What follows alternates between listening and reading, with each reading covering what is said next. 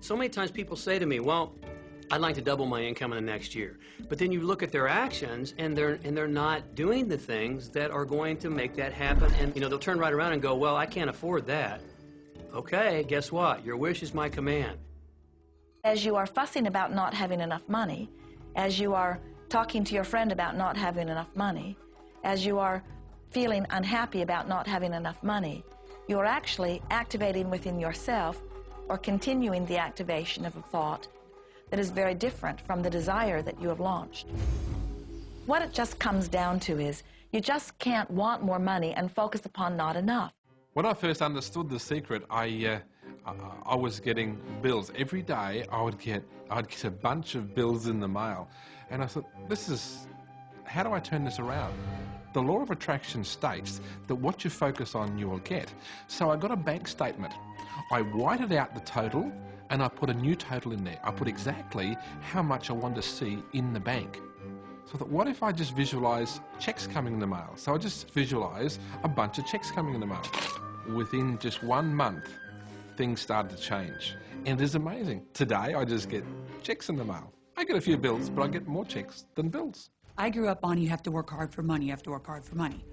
And so I replaced that with money comes easily and frequently.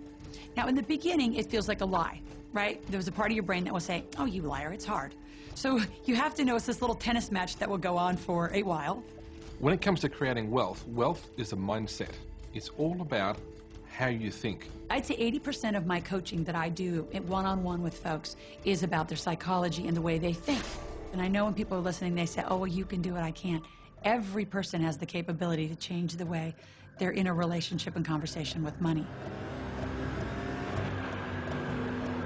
I find so many people who maybe make a tremendous amount of money, but their relationships stink. That's a technical term, by the way. And that's not wealth. It really isn't. You can go after the money and you might get rich, but it doesn't guarantee you'll be wealthy. I'm not suggesting that money isn't a part of wealth. It absolutely is. But it's only a part.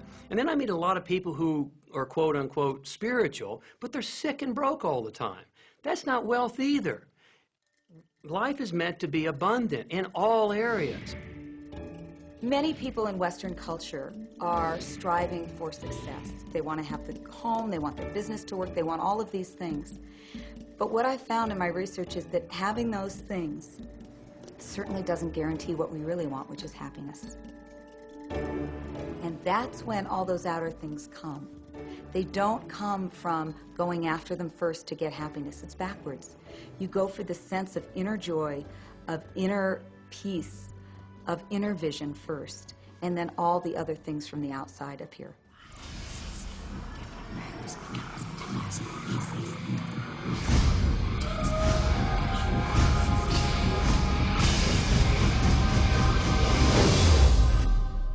The secret means for me actually that we are creators of our universe, and that every wish of what we want to create will manifest in our life.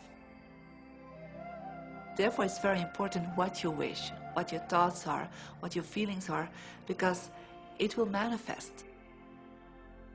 Now, one day I went into somebody's home, and he was an art director of a very famous film producer. And in every corner, he had this beautiful image of a woman, a naked woman dressed with a fabric, kind of doing this, kind of saying, oh, I don't look at you, I don't see you, And I said, I think you have trouble in your romance. Are you a clairvoyant or something? No, but look, 7 places you have exactly that woman. But I love that kind of painting. I painted it myself.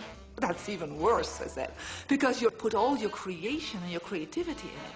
Now, he's this gorgeous-looking man. He has all these actresses around him because that's the work he does. He doesn't get romance. I said, what do you want? Well, I want to date 3 women a week. Okay, paint yourself with 3 women and hang it in every corner.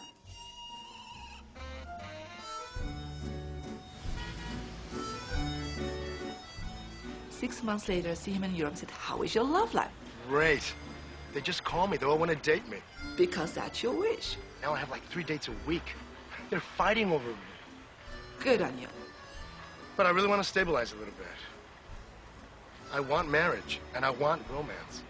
Well, paint it, okay? So he painted a beautiful romantic relationship. And a year later, he got married and is very happy. Because he put another wish out. But he wished it in himself for years, but it did not happen. Because his wish could not manifest because the outer level of himself, his house, was just contradicting himself all the time. So if you know this knowledge, you should start playing with it. Inside relationships, it's important to first understand who's coming into the relationship. And I don't mean about your partner, I mean about you.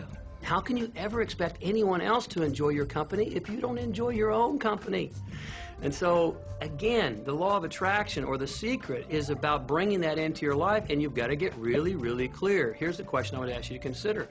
Do you treat yourself the way that you want other people to treat you? You become the solution for you. Don't now you owe me and you need to give me more. Instead, give more to yourself. Take time off to give to yourself, in a sense, to fill yourself up to fullness, to where now you can overflow in giving. I got into many relationships expecting my partner to show me my beauty. I needed to see him showing me my beauty because I didn't feel beautiful. Because when I was growing up, my sheroes were Charlie's Angels, the Bionic Woman, Wonder Woman. And though they were wonderful women, none of them looked like me. It wasn't until I stopped and I fell in love with Lisa, full lips, round hips, mocha skin, afro, that the rest of the world began to fall in love with Lisa. There's something so magnificent about you. I have been studying me for 44 years. I want to kiss myself. Because you're going to get to love yourself. I'm not talking about conceit. I'm talking about a healthy respect for yourself. And as you love yourself, you'll love others. Sometimes people will say, those people at work are so negative, or the man I live with is so angry, or my children are so worrisome to me. And we say, you must orient yourself to the best part of those people who surround you. We encourage that you get a notebook and that you make a list of the positive aspects of the people that you spend a lot of time with.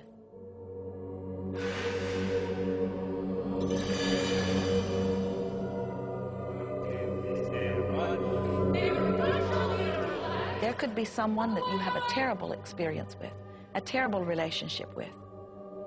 And in the privacy of your own mind, and with quite a bit of work, we will admit, as you focus upon things that you like most, those people will become that mostly to you. And even though you cannot create in their reality, if they are in a mood or an attitude that doesn't match the mood or an attitude that you have about them, they'll zig while you zag.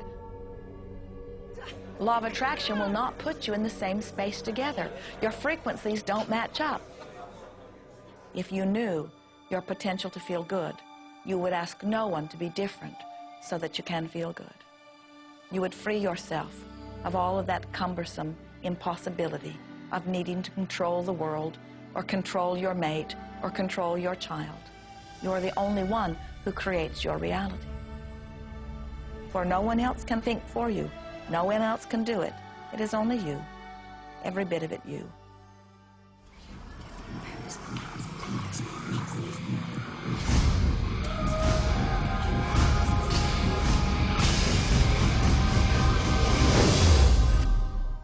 It's important to recognize that our body is really the product of our thoughts.